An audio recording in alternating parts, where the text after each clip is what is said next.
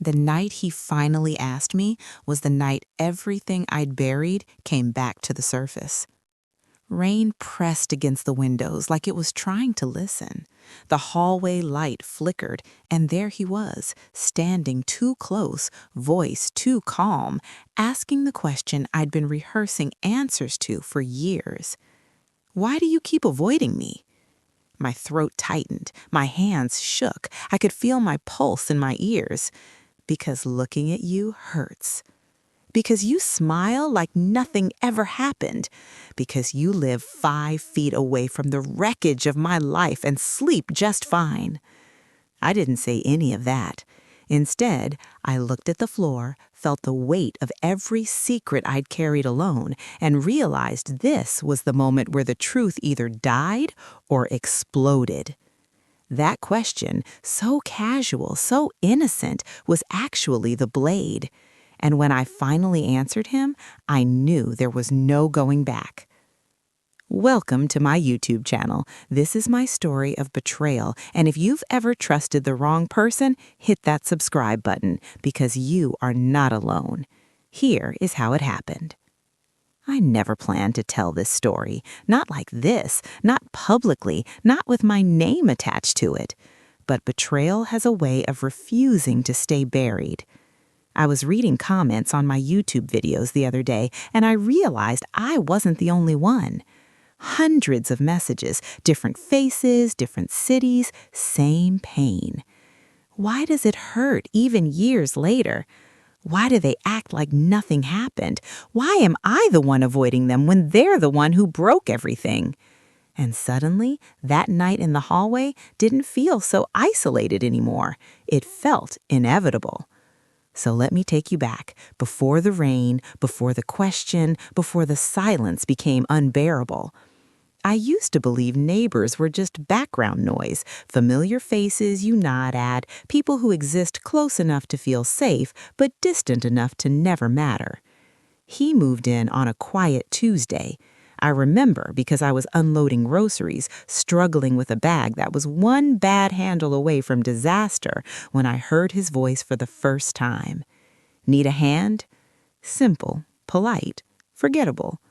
He smiled like someone who didn't know he was about to change everything.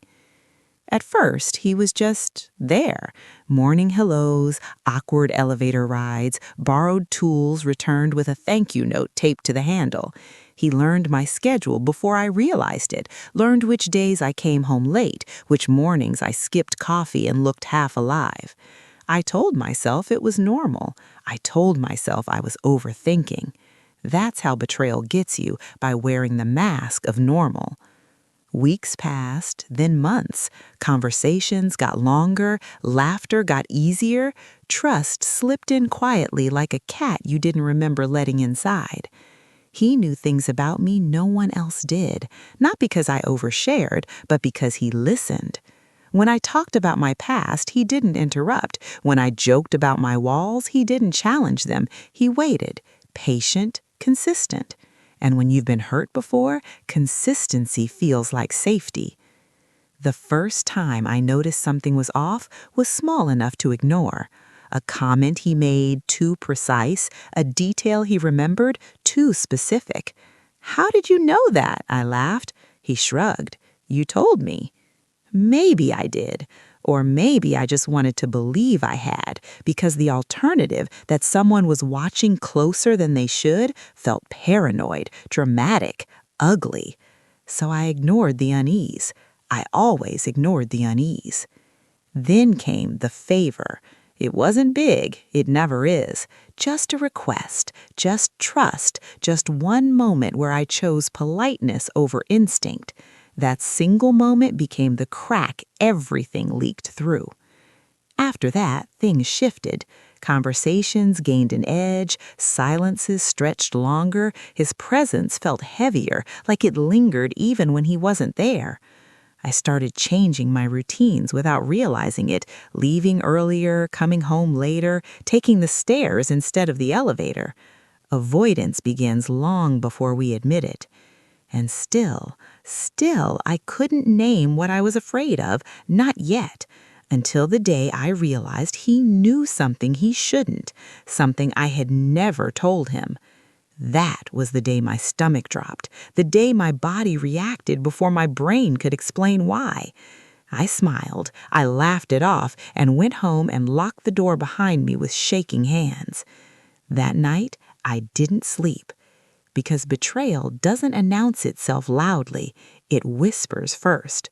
And when the whisper finally turns into a voice, you realize the danger was never outside. It was already inside your life, just next door. And that brings us back to the hallway, the rain, the flickering light, him asking why I kept avoiding him, and me realizing if I answered honestly, everything was about to come out, including the one truth that would change how he looked at me forever. And just as I opened my mouth to speak, he said something that proved he already knew. He said my name the way people do when they think they already own your attention.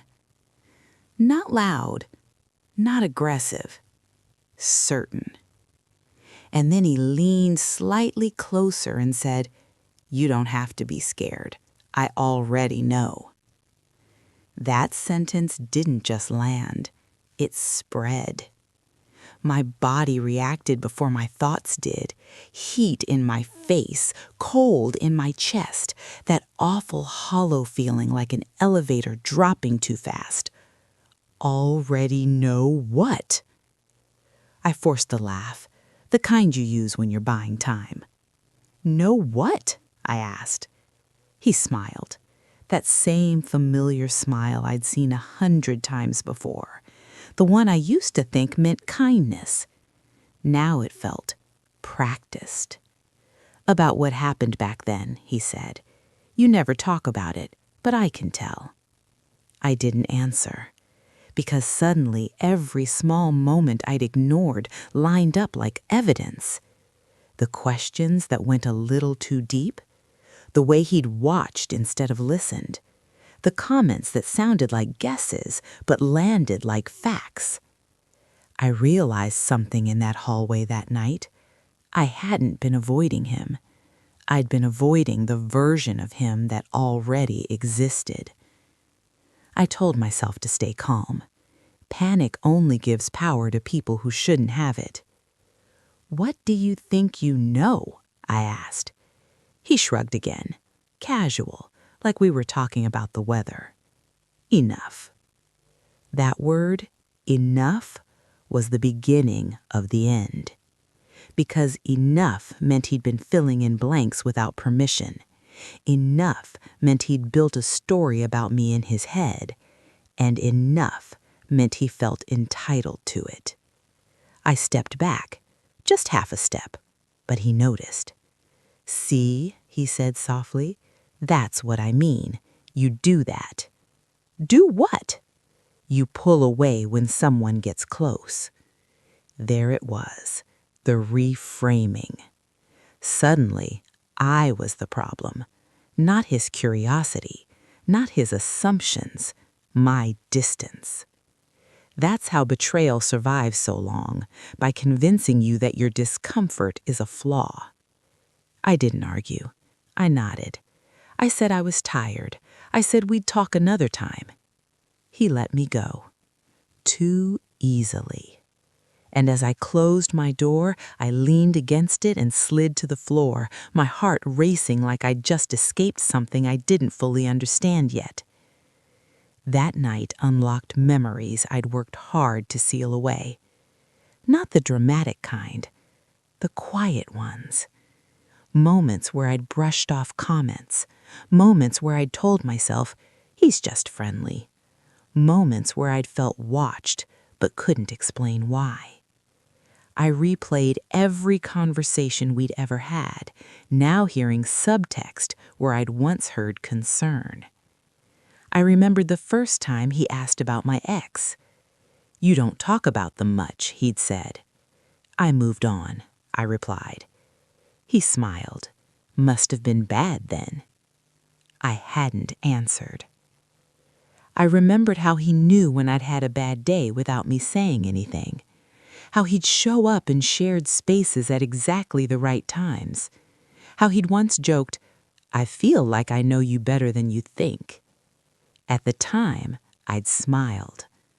Now, lying awake in the dark, that smile felt naive. The next morning, I avoided him completely.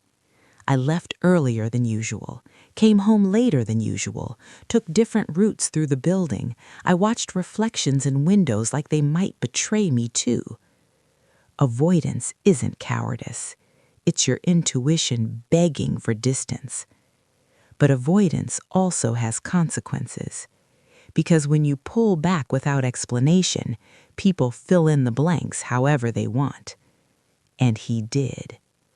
By the end of the week, his energy had shifted. The friendly wave turned into a long stare. The casual hey turned into silence that felt deliberate. And then came the message. Not aggressive, not threatening, just 3 words. Did I upset you? I stared at my phone longer than I should have, because there was no safe answer. No felt like an invitation. Yes felt like a confrontation I wasn't ready for. So I didn't reply. That was my mistake. 2 days later, I ran into him in the parking garage. No rain this time, no flickering lights, just concrete, echo, and the quiet hum of cars cooling down. He blocked my path, not forcefully, but deliberately. "Can we talk?" he asked. Something in his voice told me this wasn't optional. I nodded. He didn't smile. "You've been avoiding me," he said. There it was again, that word. "I've just been busy," I replied. "With me or with the truth?" My stomach dropped. "What truth?" He exhaled, like he was tired of pretending. "You act like I crossed some line, but I never did. I was just there for you. I listened. I cared." I felt that familiar confusion, the one that comes when someone rewrites history in front of you.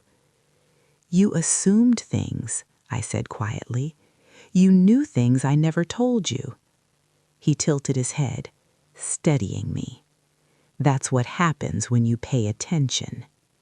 No apology, no denial, just justification. That's when it hit me. He didn't see a boundary.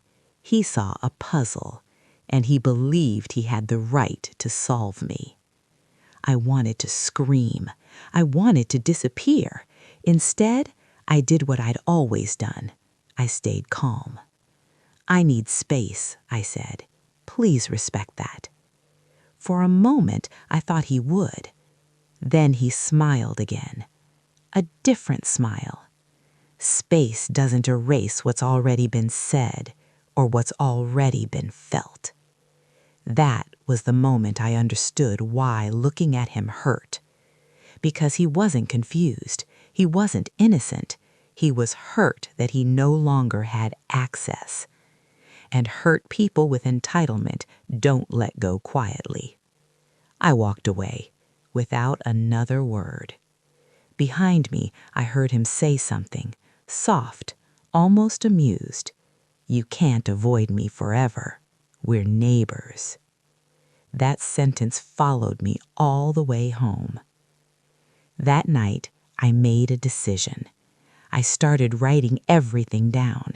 Dates, comments, moments, feelings I'd ignored. Because when someone blurs your reality, the only defense is clarity. And the clearer the picture became, the harder it was to deny the truth I'd been resisting. This wasn't just discomfort. This wasn't just miscommunication. This was betrayal of trust, of boundaries, of the version of safety I thought I had right outside my door. But the worst part?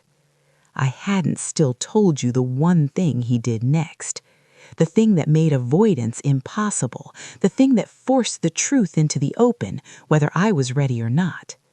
Because a week later, I found out he'd been talking about me. and what he told others was not the story I lived. I didn't hear it directly. That's how these things usually happen. Truth never comes straight at you. It circles first, gathering momentum, picking up distortions, until it finally hits with enough force to knock the air out of your chest. It was a woman from the third floor who said my name like it tasted unfamiliar. "You okay?" she asked, too carefully. "You seemed off lately." I smiled automatically. "Just busy." She hesitated. Then, "I only ask because, well, he mentioned you." My spine stiffened. "Mentioned me how?" She shifted her weight, looked away, lowered her voice even though no one else was around. "He said you've been going through some things, that you're struggling, that you don't really let people in, and sometimes you misinterpret kindness." There it was. Not a lie, but not the truth either. The most dangerous stories are the ones that almost sound reasonable. I thanked her, walked away, got into my apartment, closed the door, and stood there in silence as something cold spread through my chest. He was controlling the narrative, quietly, calmly, convincingly.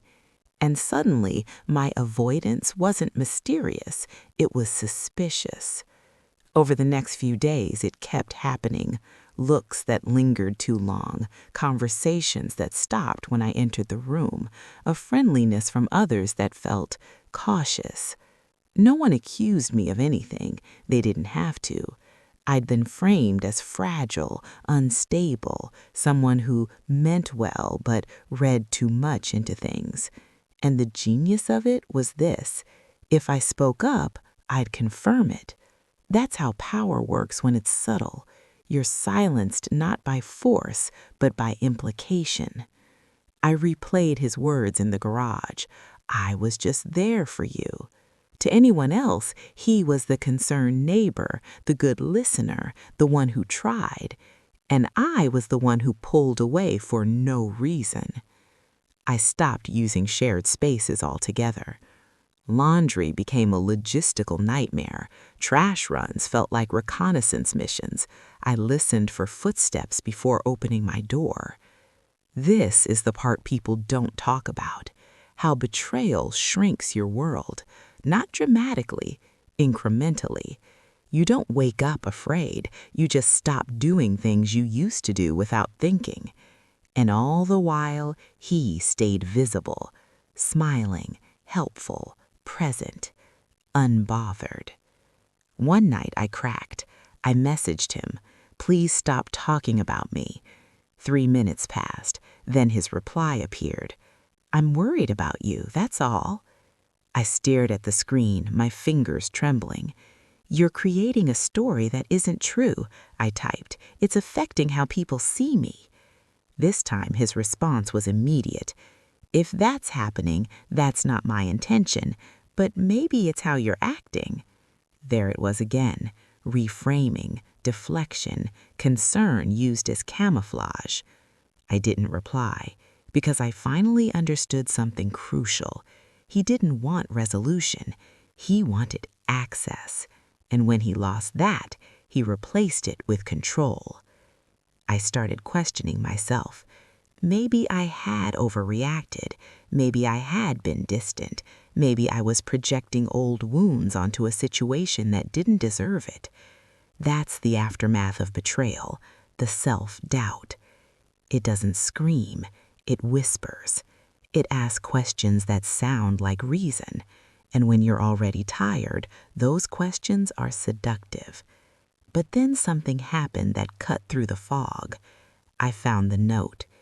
It was slipped under my door, no envelope, no name, just one sentence written in neat, deliberate handwriting.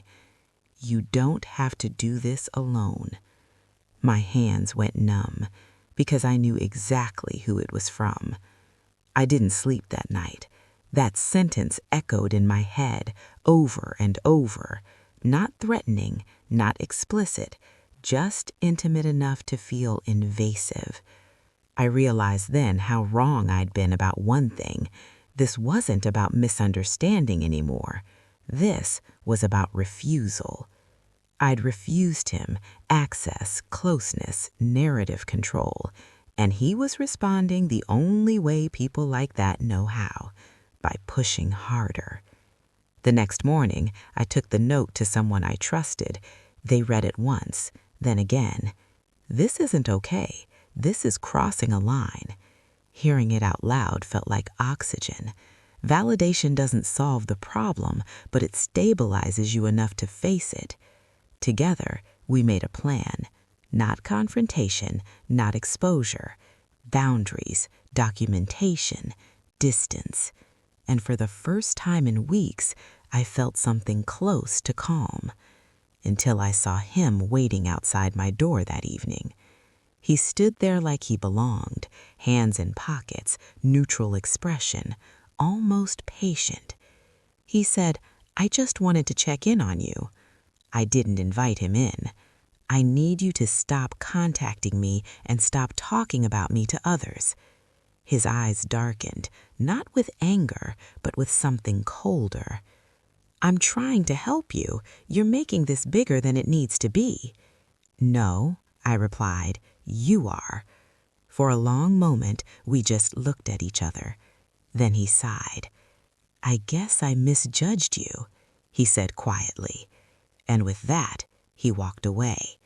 It should have felt like relief. It didn't, because something about the way he said it told me this wasn't over, not even close. That night, I noticed something that made my heart stop.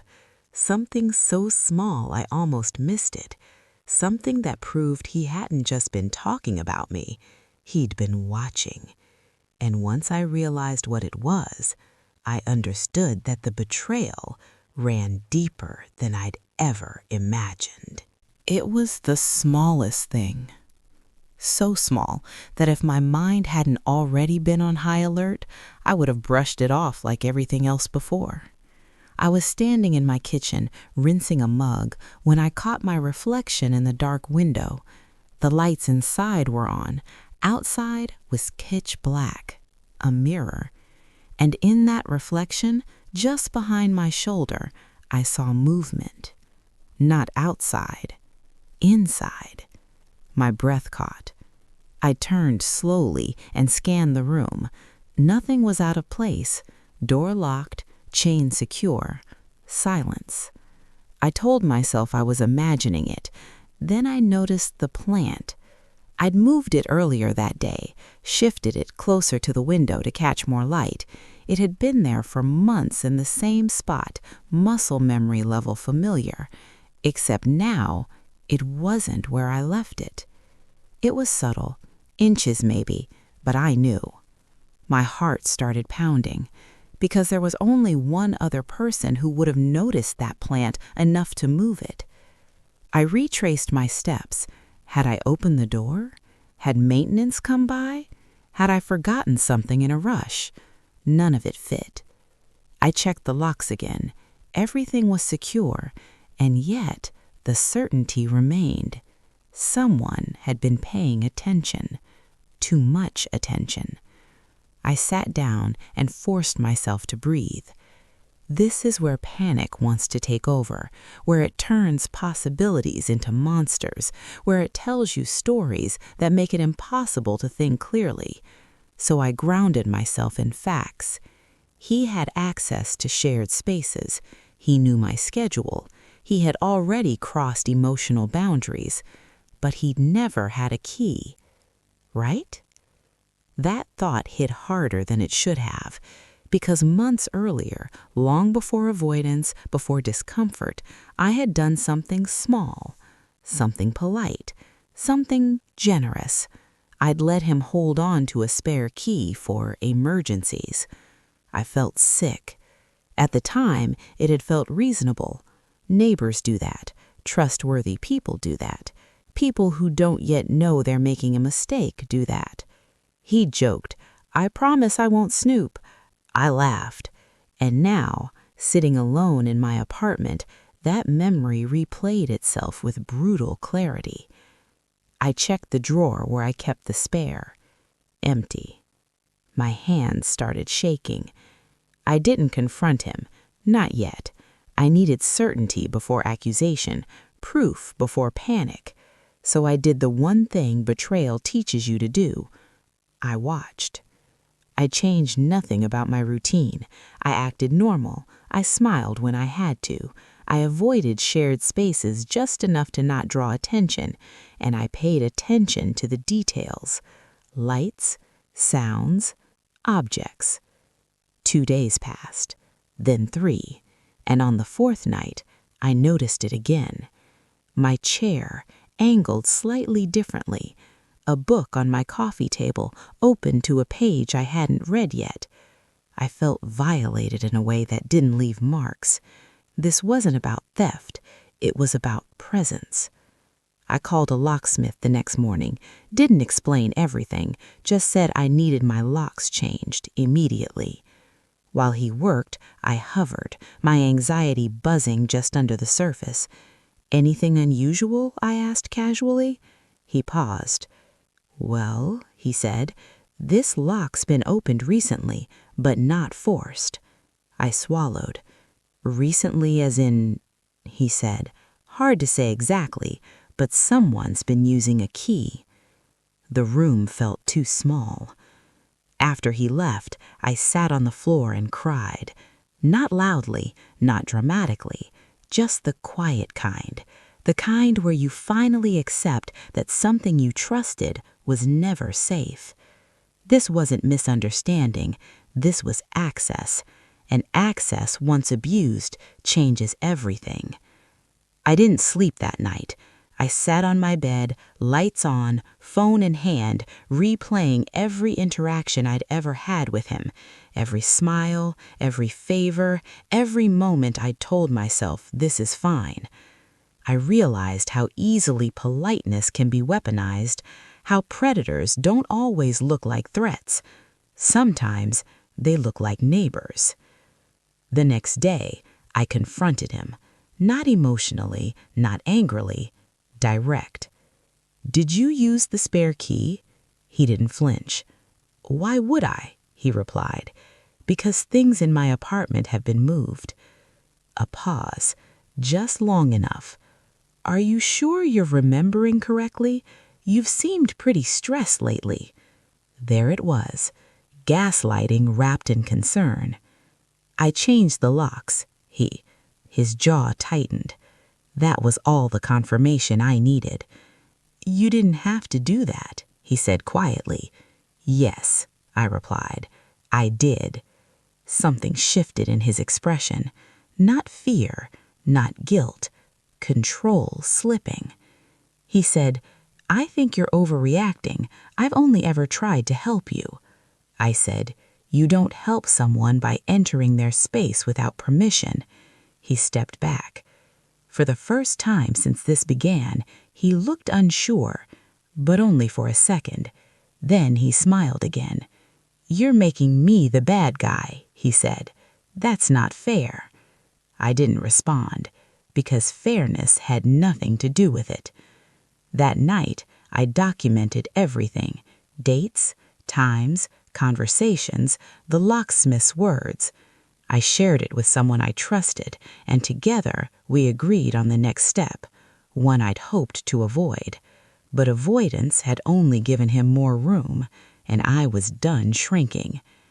What I didn't know, what I couldn't have known, was that he'd already anticipated this, already prepared, already decided how he'd respond when I finally stood my ground.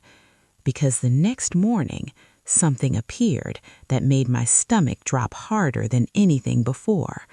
Something public, something irreversible.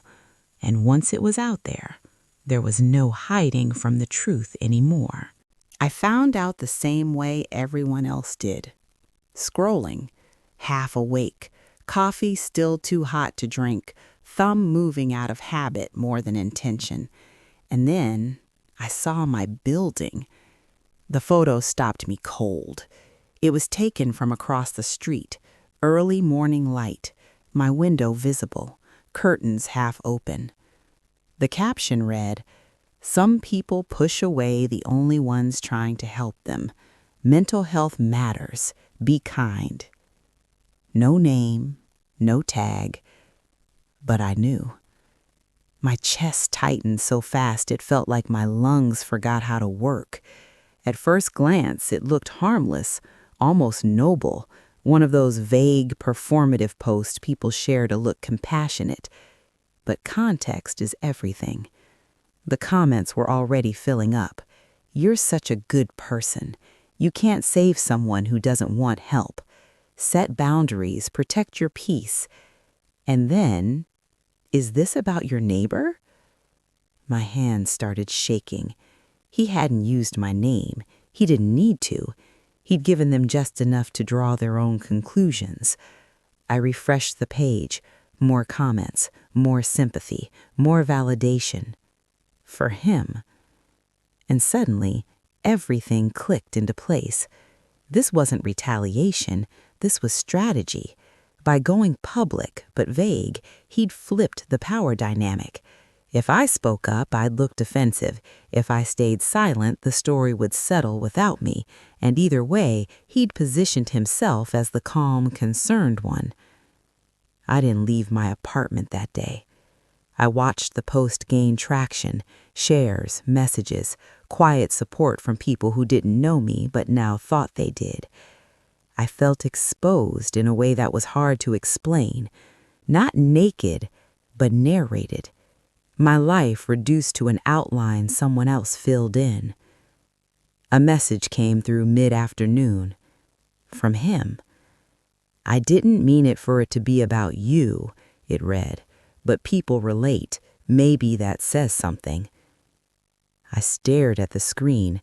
That line, "maybe that says something," was the most manipulative part. It implied truth without accusation. Classic. "Take it down," I replied. "It's invasive." Minutes passed. Then, "I'm allowed to share my feelings." There it was. Boundaries reframed as censorship, harm reframed as honesty. I called someone I trusted, read the post out loud, read the messages. They were quiet for a long time. "This is calculated," they said finally. "He's building a record, not legally, but socially." That sentence chilled me, because social narratives are harder to undo than facts. Facts need evidence. Narratives just need repetition. I decided then, no more private handling. I wrote my own post, not emotional, not accusatory. Clear. I didn't name him. I didn't describe details. I said this: "If you're sharing stories about someone's mental health without their consent, that's not kindness. That's control." I posted it and closed the app. I didn't check reactions. I didn't wait, because this wasn't about winning online. It was about drawing a line. The reaction came anyway. Messages, some supportive, some confused. And then, a knock at my door. Slow, deliberate. I froze. Another knock. Louder. I checked the peephole. It was him. "I just want to talk," he said through the door. I didn't open it. "You crossed a line. Do not come here again." Silence. Then, soft laughter. "I knew you'd take it this way. You always assume the worst." My heart pounded. "I'm asking you to leave. I'm worried about you. This isn't healthy." There it was again, concern as a weapon. "I'm calling for help if you don't go." Another pause. Longer this time. Then footsteps retreating. I didn't move for a full minute after I heard his door close. That night, I slept with my phone in my hand, the locks new, the lights on, the silence loud. And in that silence, a terrifying realization settled in. He wasn't trying to scare me. He was trying to define me. And people were listening. The next morning, the post was gone. No explanation, no apology, just erased.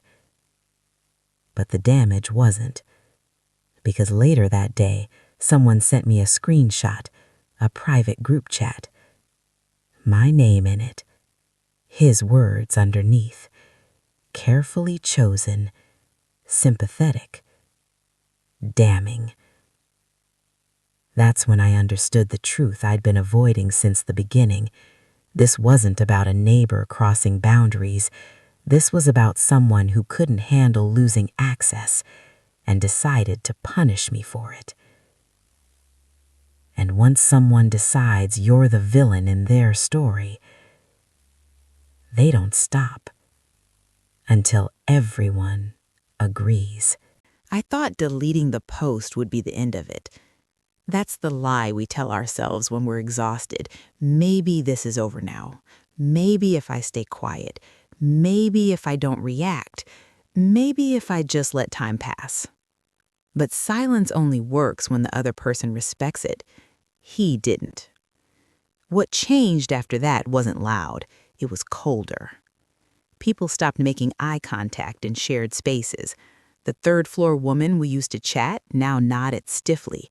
Someone I'd once laughed with in the elevator stared straight ahead like I wasn't there.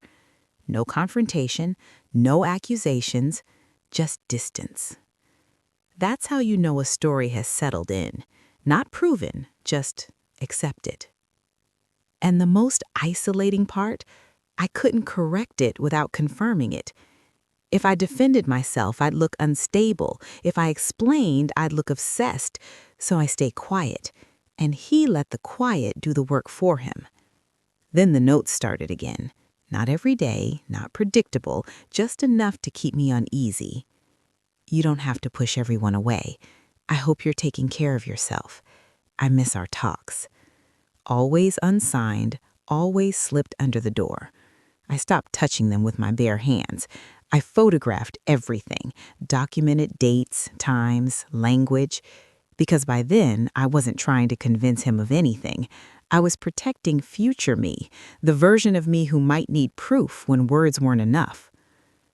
One evening, I ran into him outside the building. It was unavoidable. Trash bags in hand, hands full, no escape route. He smiled like we were old friends. "You look tired," he said. I didn't respond.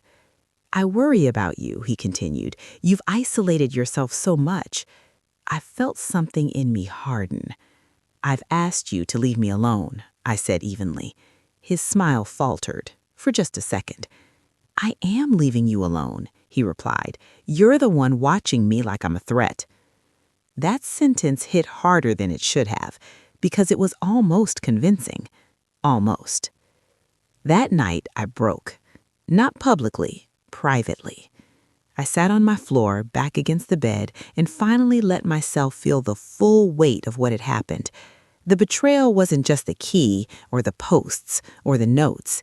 It was the inversion. I was the one hiding in my home. He was the one moving freely. I was the one documenting. He was the one believed. And I realized something terrifying. If I disappeared tomorrow, emotionally, socially, nothing about his life would change, but mine already had. That's when I made the decision I'd been avoiding. I asked for help.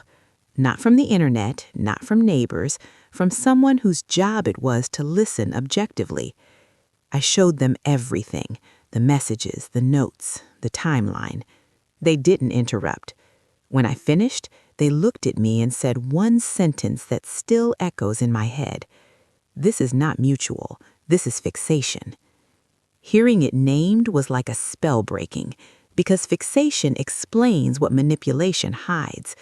We talked about options, not dramatic ones, measured ones, boundaries, formal notices, documentation. I didn't want revenge.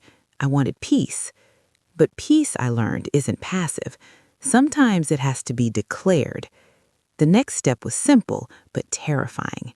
I sent him one final message. Clear, unemotional, direct. Do not contact me again. Any further attempts will be documented. I read it 5 times before sending. When I finally did, my hands were shaking. He didn't respond, not immediately. 3 days passed. No notes, no messages, no sightings. For the first time in weeks, I slept through the night. I started to believe maybe, just maybe, he'd finally backed off. And then on the 4th day, I got a notification that made my stomach drop. A new post. Different platform, different wording, same story. This time less vague, this time unmistakable. Still no name, but now details. Details only someone close would know. And the comments? They were harsher, more certain, less charitable. Because once a narrative matures, it doesn't need proof anymore. It feeds itself. I realized then that this wasn't going to end quietly, not because I did something wrong, but because he needed an audience. And audiences don't like unresolved villains. They like conclusions. That night, I stood in my apartment and looked around, the place I used to feel safe, the place that now felt temporary. I understood something deeply uncomfortable. Avoiding him had never been the problem. It had been the trigger. Because to someone who believes they're entitled to you, distance isn't a boundary, it's an insult. And insults to the wrong person demand retaliation. I didn't know what he was planning next, but I knew one thing with absolute certainty. If I didn't take control of the story now, I might lose it forever. And the next step I took would either end this or explode it. The decision wasn't dramatic. There was no speech, no music swelling in the background, no moment where I suddenly felt brave. There was just a quiet, high-pressure clarity, the kind that comes when fear and truth finally meet. If I stayed silent, he would keep shaping me into something unrecognizable. If I spoke carelessly, he would use my words against me. So I chose the only thing left. I told the truth, carefully, completely, and where it couldn't be twisted. I didn't go live. I didn't rant. I didn't name him. I recorded a single video. No background music, no edits, just me, sitting still, voice steady, eyes tired but clear. I said, "This is what it looks like when boundaries are ignored. This is what it feels like when concern is used as control. And this is what happens when silence is mistaken for consent." I didn't tell a story about him. I told my story through facts, dates, patterns, screenshots, carefully redacted, a timeline that spoke for itself. I ended with one sentence. If you see yourself in this, you are not crazy, and you are not alone. Then I posted it, and I turned my phone face down. The response didn't come immediately. That scared me more than backlash would have. Silence online has weight. It presses in on you, makes you wonder if you miscalculated. I paced my apartment, counted my steps, stared at the door like it might open on its own. Then the notifications started. Not comments, messages, private ones, from people I didn't know, from people who used different words but told the same story. This happened to me. I thought I was overreacting until now. Thank you for saying it out loud.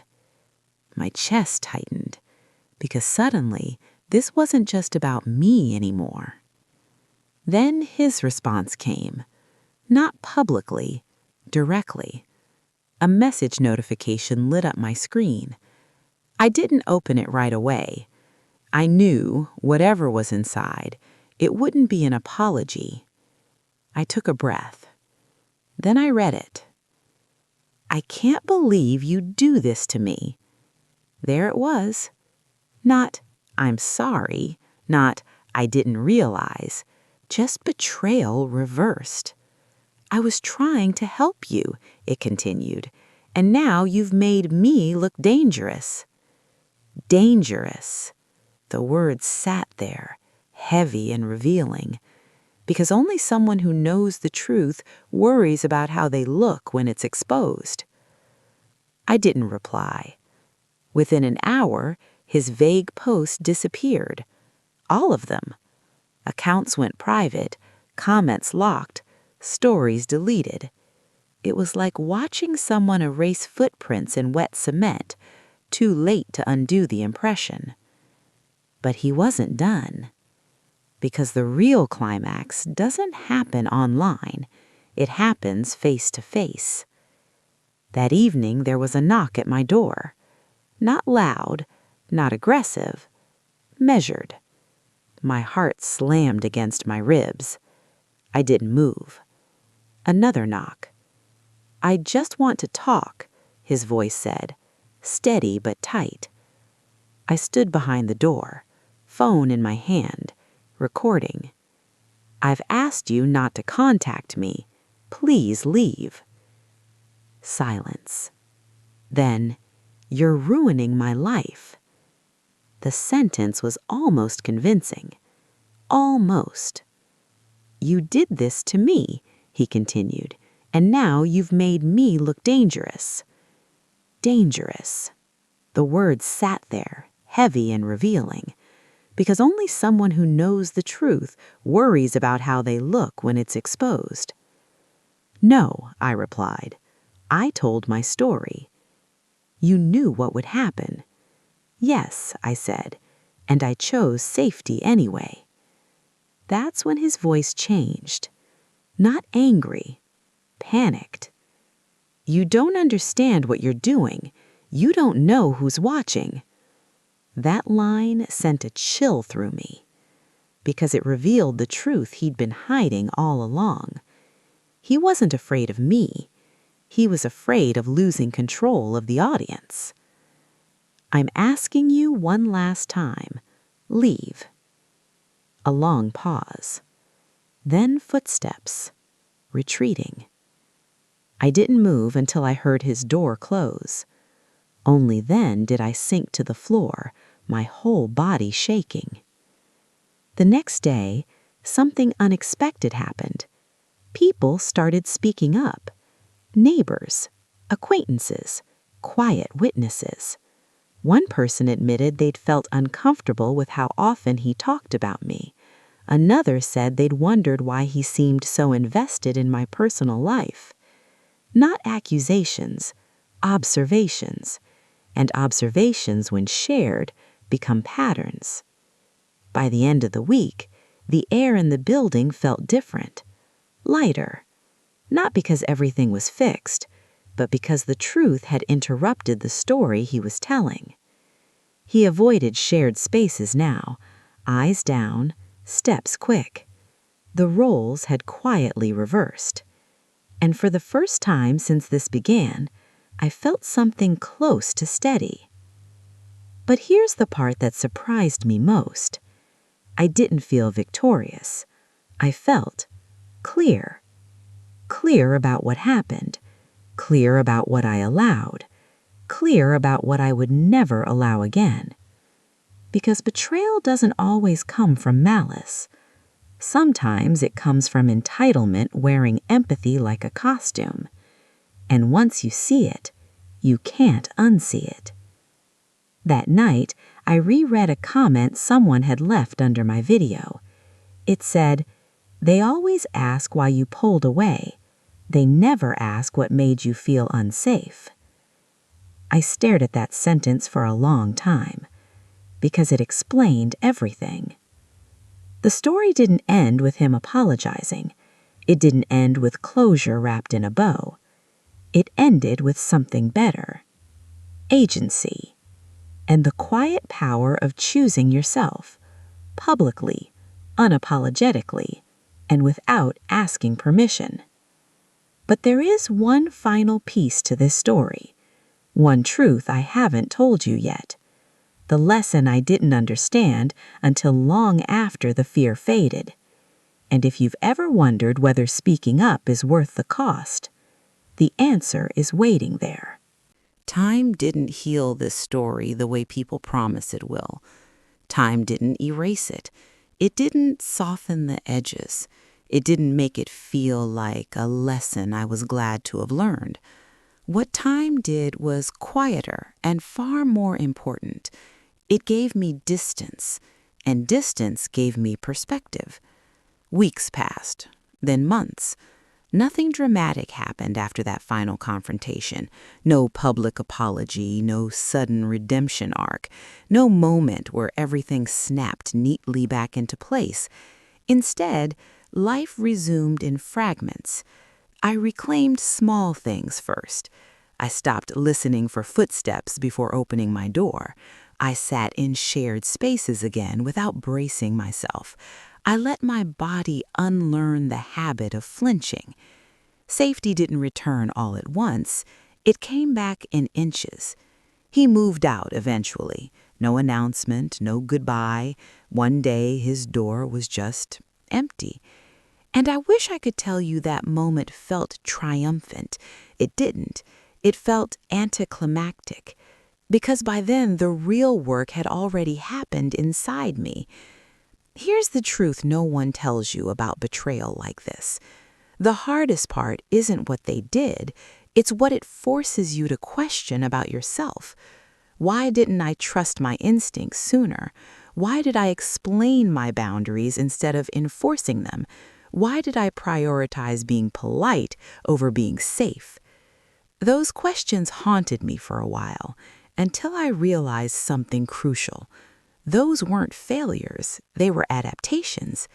I had learned to survive in a world that rewards compliance and punishes discomfort. I had learned to smooth things over, to doubt myself, to give people the benefit of the doubt even when my body was screaming no. That wasn't weakness, that was conditioning. And here's the part I really want you to hear. Avoidance is not immaturity. Distance is not cruelty. Silence is not guilt. Sometimes they are the clearest forms of self-respect we have. When I told him, because looking at you hurts, that wasn't an insult. It was a boundary. It was my nervous system speaking a language I had ignored for too long.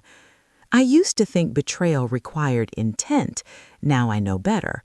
Betrayal happens the moment someone values their access to you more than your autonomy. The moment they rewrite your boundaries as a rejection. The moment your discomfort becomes something they feel entitled to debate. That's where it begins, not with cruelty, with entitlement. The comments on my videos slowed over time, but they never fully stopped. Every so often, I still get messages from people who say things like, "I thought it was just me. I didn't know how to explain why it felt wrong. Everyone told me they meant well, so I assumed I was the problem." And every time I read those messages, I'm reminded why telling this story mattered. Not because it made me look strong, but because it made the pattern visible. If you're watching this and you see yourself somewhere in it, here's what I want you to take with you. You don't owe anyone access to your life. You don't owe anyone explanations that exhaust you. And you do not have to stay close to someone just because they frame themselves as kind. Kindness without consent is not kindness. Concern without respect is not care. And someone who truly means well will never punish you for pulling away. I avoided him because looking at him hurt, not because I was fragile, not because I was unstable, not because I misunderstood. I avoided him because my body recognized something my mind hadn't caught up to yet. And when I finally listened to that signal, everything changed, not instantly, but permanently. So if someone in your life keeps asking why you're distant, why you've changed, why you're no longer available to them, you're allowed to answer honestly, even if your honesty makes them uncomfortable, even if it costs you relationships that were built on access instead of respect. Because peace that requires your silence is not peace, it's compliance. This story doesn't end with revenge, it ends with clarity, with the quiet confidence of knowing that protecting yourself is something you never have to apologize for. And if telling this story gave even one person the language to trust themselves a little sooner, then every moment of discomfort was worth it. Thank you for staying with me through this. Thank you for listening. And if this resonated, if you've ever trusted the wrong person and paid for it in ways no one else could see, you're not weak. You're waking up.